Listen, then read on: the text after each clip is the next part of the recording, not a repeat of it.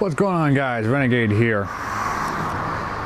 Now, before I get started, I want to say thank you all to everybody who gave me such great feedback on my last video. It was quite a personal one, and I had a lot of people thank me for being so honest and sharing the fact that, hey, not everything on YouTube is roses and wonder. Sometimes things get rough.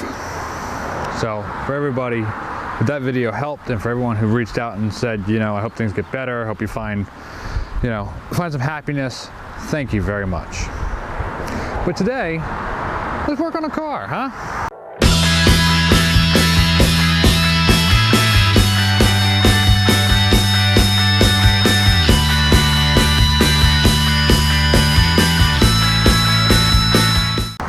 And there she is.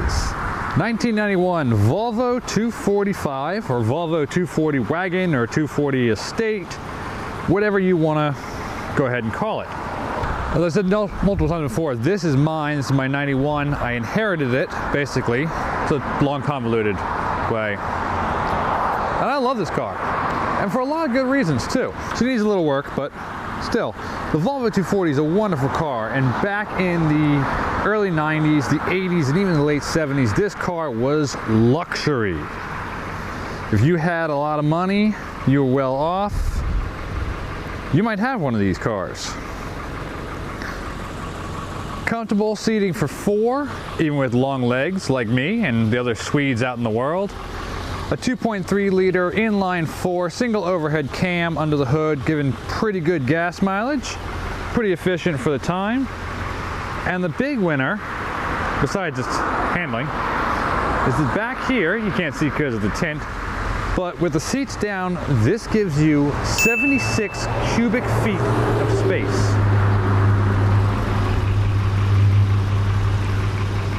All in a low-slung, comfortable car, with nice little perks like standard heated seats, adjustable lumbar support. But these cars were awesome. Still are, in my opinion. Although times have changed, luxury has a slight different meaning. But back when these cars were in production, and these were the top dogs on the road for your lawyers, your doctors, this was highfalutin. And with all that cargo space, this car is an excellent hauler of cargo and groceries. A wonderful grocery getter. Right now, this car is my daily driver. My previous daily driver is my black 245. Yeah, I got a thing for Volvos. Now I've started calling this car Lux, short for luxury. Some of you might also recognize that as being the name of the club in Fox's and then Netflix hit show Lucifer.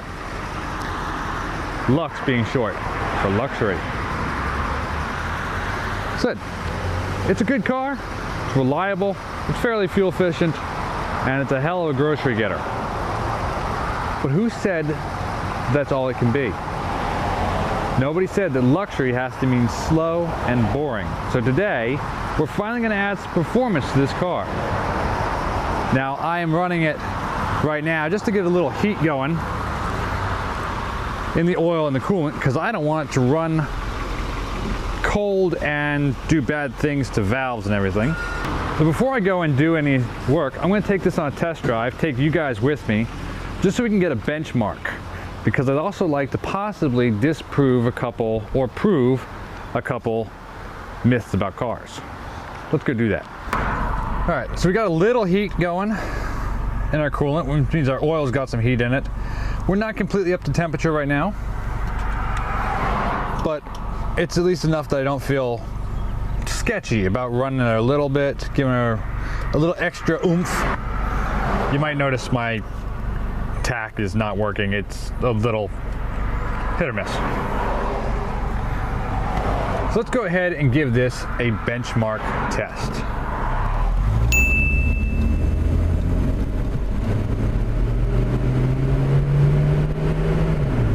That's 0 to 40.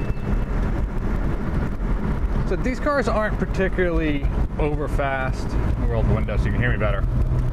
These cars aren't the fastest cars in the world by far. You know, they boast about 115, 120 horsepower depending on your ignition system, your fuel system, all that fun jazz. Like I said, they're pretty efficient and they're not exactly slow. Now, why is a benchmark like this important? Well, because I want to actually be able to show definitively whether or not the changes I'm about to make to my car have any positive or negative effect. Obviously, I don't have a dyno at my disposal, and a dyno gives you numbers that you can boast about and brag about, and you know, oh, my car makes X amount of horsepower. Man, that's fine and dandy, but nothing quite tells you whether or not it was effective, like using the old butt dyno. Let's get back to the shop, and we're going to start discussing the plans for this car. So here are the parts that we're going to need for today's fun. All right, so now, like I'm guessing a lot of you, I grew up in the time of the first and the second Fast and the Furious movies. You know, before things went crazy, and there was a lot of talk about the cars they were running and the mods that they had done to them. And in that time span, a lot of people, I mean, it was hard to talk about a car and adding performance to it without hearing the phrase cold air intake. Everyone wanted one, everyone wanted to brag about it. It's still not that uncommon these days for people to want to change their intake, put a cold air intake in, and, you know, add more power. So you'll notice this big cone filter and this weird looking tube. I'll explain this strap thing later on.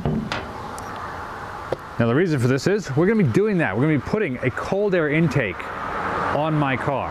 Now I am recycling parts. These are actually the components for my cold air intake that was on my black car, Lucille. I'm borrowing them from her because, well, she's going to get a whole different setup fairly soon. So she doesn't need this and she won't need this. So I'm just recycling. But when I initially built this for my car, I got a universal set, different pieces that you could put together to build your own intake pipe, and cone filter, both from Spectre. I think altogether this cost me about $100 bucks. Now, why Spectre? Why not K&N? I know they are the top name in cone air filters. Well, K&N's not sponsoring me. I mean, not the Spectre is either, but this filter cost me 50 bucks at AutoZone or Advance. The K&N equivalent was closer to 100. So until K&N sponsors me, hey, I'm poor, I got bills to pay, so we're gonna use a Spectre. Don't worry, there's not that much of a difference that this is going to be detrimental in using the Spectre compared to using the K&N. And I also have these two pieces of pipe. These are 2-inch exhaust pipe or tailpipe. Again, purchased at ye old AutoZone. Well, actually, I think one was AutoZone, one was Advance. Either way, they were like 10 bucks a pop. And this is going to be from some exhaust work. So without getting too into the science of what I'm about to do, but I'd like to touch on it because I want to explain why this is a useful thing to do. So your car breathes, much like we humans do. The car breathes in through the intake, all the fun happiness happens in the engine, and then it breathes out through the exhaust. So if you have a restrictive intake or a restrictive exhaust, it's about the equivalent of you trying to breathe through a cloth over your face. So if you think about it this way, if you take a piece of cloth, in my case I've got a sweatshirt, and you put it over your face and breathe in through the cloth, like breathe in through your mouth, through the cloth, you notice you're not getting as much air as you normally do if your face isn't covered. This is not a COVID mask thing. Don't go there. And the same can be said if you're breathing out. Trust me, breathe in and out of your mouth through this cloth a few times and you'll notice a difference. Not as much air. Well, your car is the same way. By using a cold air intake, the goal is to get cold, denser air and put it through your intake. Again, not getting too into the science, but temperature is controlled by the particles vibrating. The hotter it is, the faster they're moving. The colder it is, the slower they're moving. So cold air is denser than hot air. Let me go over to the car and I'll explain this a little better. So this is my engine compartment, completely bone stock. And this is my intake. Intake manifold, air tube, to MAF sensor, rear elbow, to air filter box. And there is a snorkel that goes out here and picks air from the front. But this is still a fairly restrictive airflow way. It's better than some. Now, one of the common things that people have done is they'll take off this box and they'll put their air filter right around here. Now, folks, I don't want to assume anybody's an idiot. I'm also not going to assume that everybody here are geniuses, but if I put my intake here, what type of air am I actually pulling through my intake tube? That's right, folks. Hot engine compartment air. That's not a cold air intake. Now, if I put a snorkel and I put a box in here to shut off all the engine compartment air and just use the snorkel I'm pulling through, then I'm getting cold air. That's kind of a pain. It's a lot of extra parts. So what I'm going to do instead is I'm going to run my intake down low to around the lip, the front lip, bottom lip of the car, where the dense cold air is going to be. This is commonly referred to as a long ram cold air intake. And you can buy them, so K&N's got a whole bunch that you can buy for the tune of like, $500, $600 depending. Sometimes it's not even a full drop it down, it's just, the air filter over here with a box. Hey, they got R&D, I'm sure those air filters and intakes are good and everything like that, but it's not quite what I'm after. So, we're going to take off the air box and we're going to get to actually installing this thing. So what we're going to do, we're going to take the air box completely out of the car. Luckily, Volvo made this real easy because there's a nice 10mm bolt right here that holds this top bracket on. If you remove that, this whole thing becomes loose and you can pull it out of the car.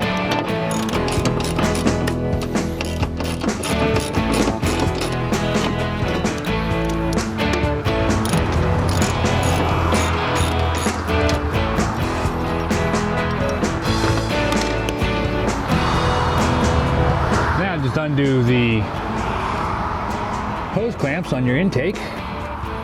That one's already slipping.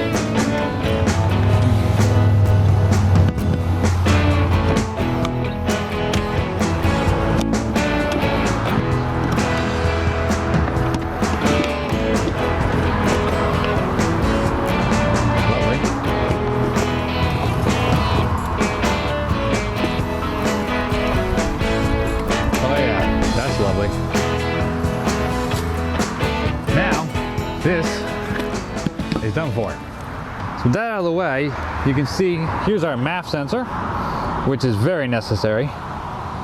We're going to be putting the air tube right onto this. And one thing I should make mention of, if you're looking at the air box, obviously that's where the air goes from the box to the intake manifold. So we're looking at it this way. Down here, there's this pipe. It's an extra hole in your intake box. What that's for is there would be a flex pipe that went from this orifice to a shield on your exhaust manifold, which would basically be to get some hot air into your filter to help heat up the air going into your intake to help your car heat up faster. Now the problem is this is a 91. Metal like that, high heat, it's a thin metal. It rusted away a long time ago.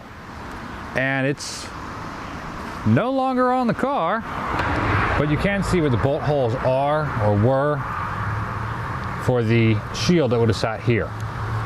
Unless you live in a super cold area, don't worry about the preheater. Like I said, they all fall apart on these cars. I don't think I've ever actually, I think my car had one when I first owned it, and I think it fell apart within 2 years. And yeah, don't worry about it. It's not important. Now, for the next bit of fun, we're gonna deal with that exhaust pipe that I found. Now, for those of you who have been subscribed to my channel for a while, you know that on my black car, I actually installed IPD's 2.5-inch sport exhaust, which is a much more free-flowing exhaust. If you want to watch that, there'll be a link above my head. But that's where this idea spawned from. So what I'm actually going to do here is I'm going to remove the center muffler. So my car will only be running one muffler, but it should be a much freer flowing car.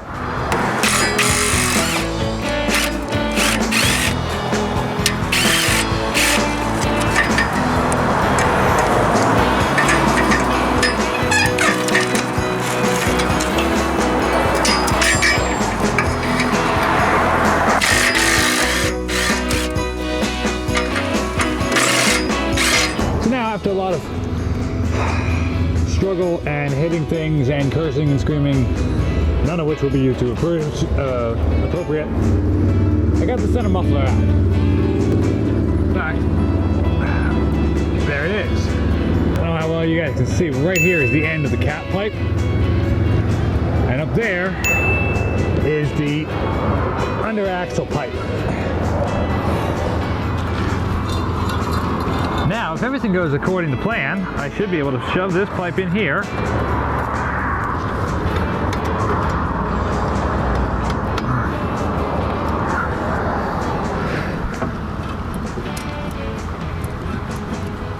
And ta-da, ta-da! No more center muffler.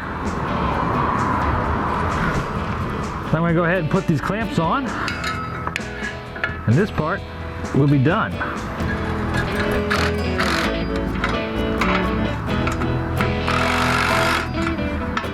Now obviously, by taking out the center muffler, I'm gonna change the exhaust note a little bit, but I don't think it's gonna be a bad thing. It should sound a little beefier. Now one thing to note,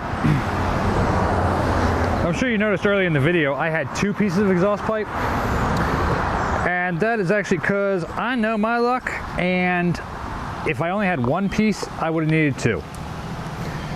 Luckily, the center muffler was 18 inches from the end of the pipe to the end of the pipe, which meant that one piece of 18-inch pipe that I got fit the span no problem. But because I didn't measure to begin with, and I know my luck, even if I did measure, somehow I'd be off by like, I got two. But you only need one. And I was able to reuse my exhaust hangers because they were, or my exhaust clamps, because they were still in good condition. I will also say I'm currently getting oil over my hands because I just re-oiled my air filter. It's older and it needed to be cleaned. If you buy a brand new filter, you don't need to do that. That's why I'm not showing it in the video. That in this video is gonna be long enough as it is. All right, now we just gotta snake this down in here.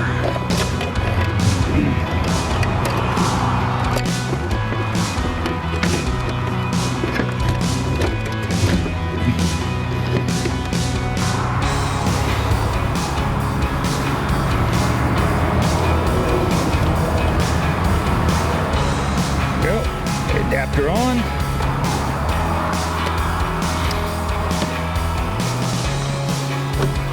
There we go.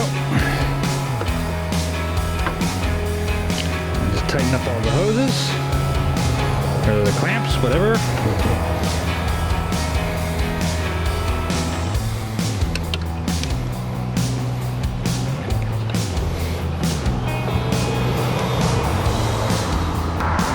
So unfortunately, one of the drawbacks of not having an assistant or a camera person is it's really hard sometimes to get the right camera angle when there's nothing to hold it up properly. So I hope the footage I just shot will work. I'm not entirely sure, but just in case, Yeah, you can now see the nice piping run to the air filter. Now I made a couple adjustments to where the clamps were just so it wasn't hitting these belts, because that would suck.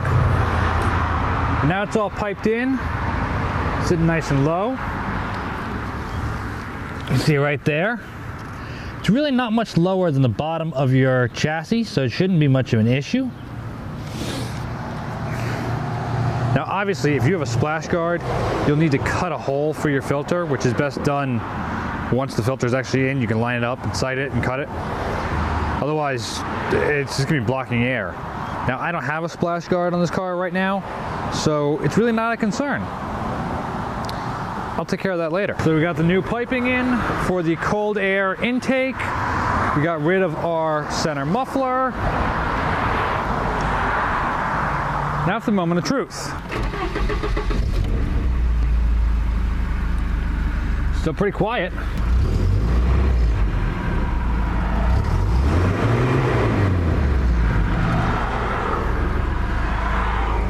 I like that.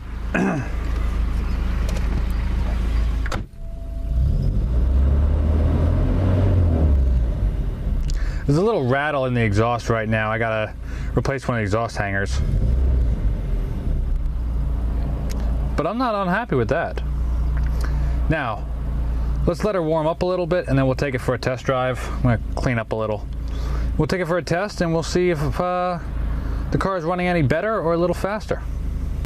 All right, so again, I got a little heat going. Let's give this a whirl.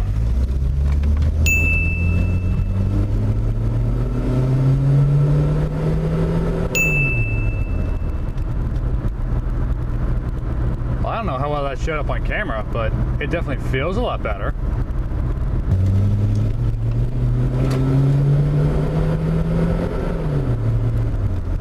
Definitely feels better. This is obviously hardly a perfect scientific test, but the butt dyno, it helps, it works. And the great thing too is because I didn't really change much of the exhaust, I just removed that one center muffler, it doesn't really change the exhaust note in such a way that it sounds super droney inside the car. That's always one thing to worry about. Luckily though, we don't have that issue. And with these cars, the ignition systems that are in them, even the 2.4 setup, it's quite intuitive. It does learn and it makes adjustments. So I'm running this, the car is not rescanned yet. It will very soon realize that there is a difference and it'll start running even more efficiently as it fixes the air-fuel ratio. You can definitely feel that the car wants to accelerate harder, especially as it gets up higher into its power band.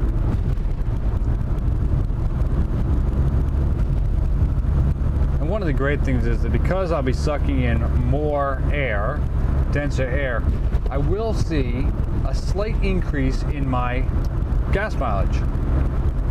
Now I know this from experience because I did this the exact same thing to my 87 Lucille, and I noticed a difference. Now, I'm not saying this is a huge difference. It's not the same as, like, you know, putting in a whole new Mega Squirt kit or anything like that. I figure if I brought all this stuff brand new, it would cost me less than $200. Speaking of which, I'll put links down in the description for the piping and the air filter that I got if you guys want to hook yourself up with one. There'll also be a playlist listed in the description for this car, everything I've done to this 91. Her whole story while I've owned her, if you will.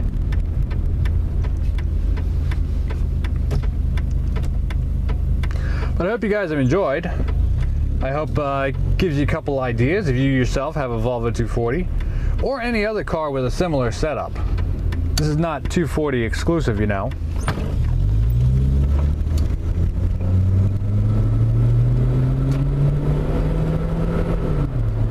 Yeah. So there you go. Less than $200 performance modification for my 91 Volvo 240 wagon.